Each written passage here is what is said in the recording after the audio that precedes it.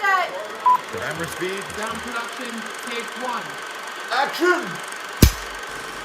AKAPADers. Oh, we got a good one today for the 31 Days of Dread Extended. So, if you're not familiar, every October, and guys, I know there's a lot of you coming in from Spotify that may not be familiar. Currently, look, we'll talk about this real quick. My Spotify numbers, the Spotify numbers for this very podcast, have quadrupled since my return. A little bit ago, I took about a month off with limited content rollout. I was doing this to build a little bit of an inventory because I knew in October, November, and December, I had a lot of traveling. This is coming out of two months of summer where I was doing something. I was in another city almost every single weekend. So I took a little bit of time off, recalibrated, did all the things that a producer does, because sometimes I have to wear the producer hat, and came back. And ever since I've been back with regular rollouts, Spotify's been on fire. So guys, thank you so much. If I'm talking to you and you're on Spotify, leave a comment, leave a review. I will do my very best to respond.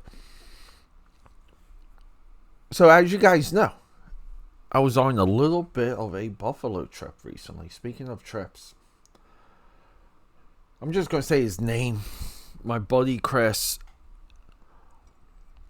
And it was a little bit bittersweet because we were supposed to have a third guy on this trip.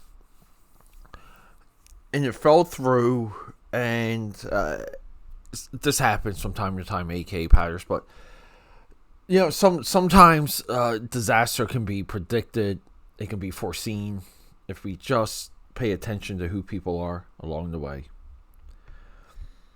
And that's what happened. But it doesn't mean it's a lost friendship forever. It just means we're collectively taking a time out from each other. But Chris and I, we were locked in. We go to Buffalo, and we're in a hotel room.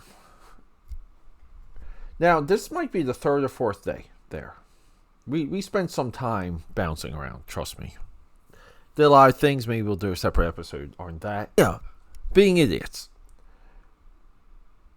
So Chris says, put the TV on. Because at this point, we're really just drinking all day, going out all day, going out all night. And just music. It's music the entire time. Multiple soundtracks are playing. And we're just like rocking out, being idiots.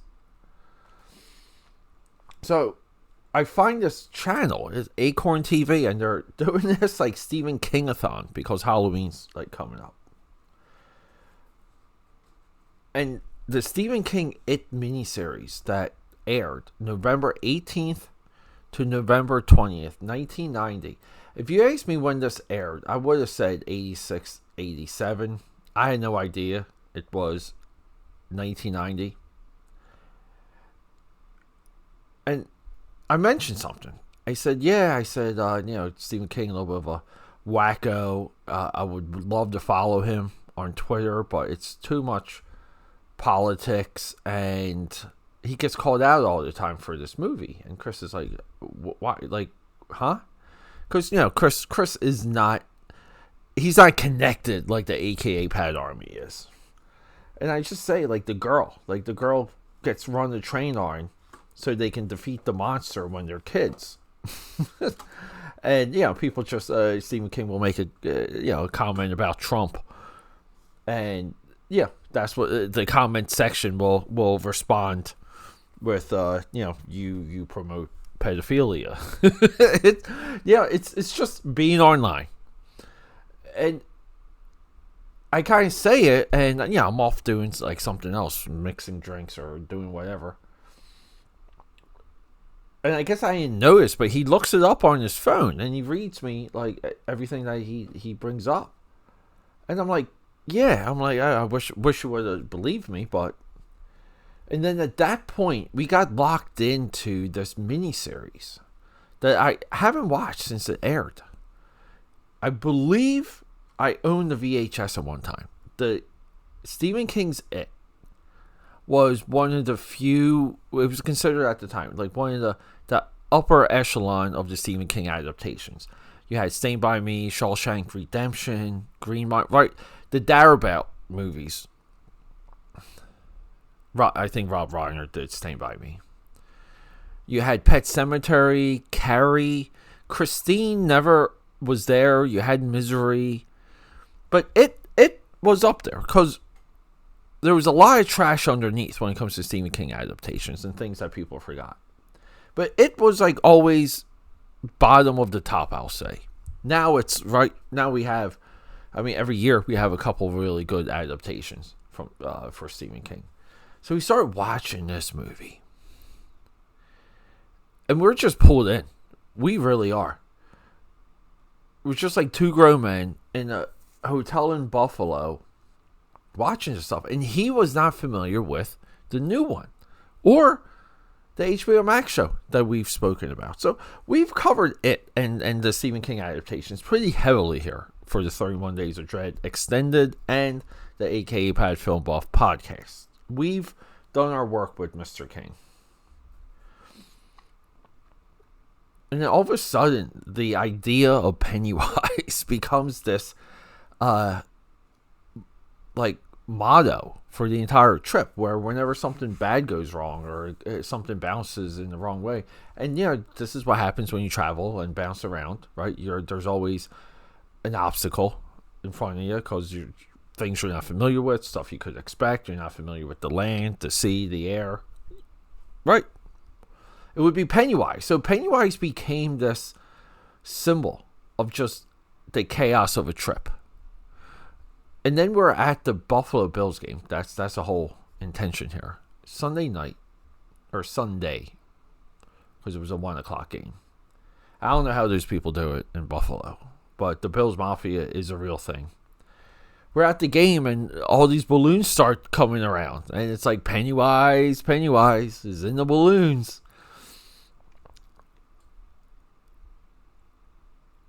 And then eventually, and this is where it's important to see things through other people's eyes. We watch the new films.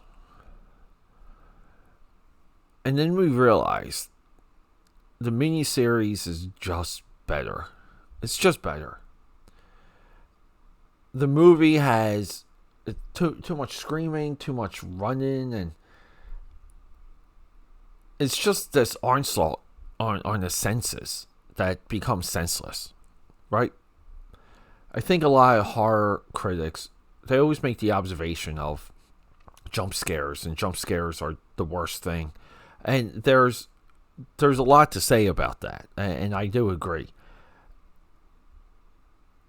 I haven't seen this miniseries since 1990, and we thought it was awesome. It was just great. The characters, the connections you feel, everything's bigger and more drawn out with the miniseries. The two movies, you quickly lose interest. You really do. Now, I still back the movies. I'm always split sometimes. Sometimes I'm a little bit like Rotten Tomatoes. Like there's the critic side and then the general audience side for me. But I saw the movie through someone else's eyes, and that's the big thing. Because sometimes we're blinded by the hype of something or the attention something gets, and we're afraid to have a divergent opinion. There's pressure for it, right? Like there's all these life lessons that come from it. But it is one of the best TV miniseries of all time. It's insanely enjoyable. As weird and wild and abstract and kind of silly the idea of it is, and this doesn't get into some of the bigger concepts that the movie gets into. But just as a human drama, it really is the miniseries. And I agree with him. Yeah. Chris isn't a critic. He's just a dude I hang out with to watch football. But every once in a while, right? you surprise yourself, right? And other people surprise you in their opinions. So, AKAPADers, for the 31 Days of Dread Extended, I just wanted to share the random time I watched the Stephen King's miniseries in a Buffalo hotel room with a friend of mine. Roll sound. Rolling. Sound production, Let take me 2. cut in. Sorry, AKAPADers. I know it's such a hot, passionate episode, but I'm breaking the flow real quick just to remind you guys. If you want to support me, one of the best, easiest, and free ways to do it, leave a comment. Give me a like.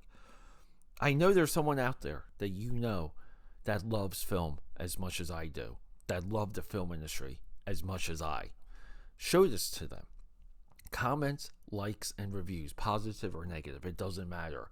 We need to increase our reach, and to do that requires you. Your involvement in everything that I do. We're linked. We're forever bound. You're the membrane. I'm the muscle. So guys, let's just do it. One review. Do you have it in you? Okay, back to the show.